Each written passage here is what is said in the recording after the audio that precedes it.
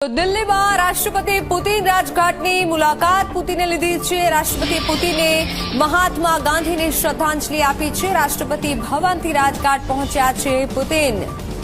ત્યારે દિલ્હીમાં અત્યારે હલચલ તેજ છે અને આ તરફ વિદેશી મહેમાન આવ્યા છે।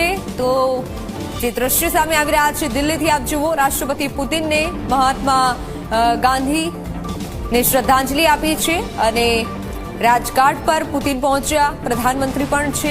રાષ્ટ્રપતિ પુતિન રાજઘાટની મુલાકાત તેઓએ લીધી છે અને શ્રદ્ધાંજલિ પણ આપી છે। રાષ્ટ્રપતિ પુતિને મહાત્મા ગાંધીને શ્રદ્ધાંજલિ આપી।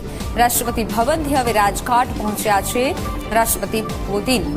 ત્યારે દિલ્હીમાં રાષ્ટ્રપતિ પુતિન રાજઘાટની મુલાકાતે પહોંચ્યા, શ્રદ્ધાંજલિ પણ આપી છે।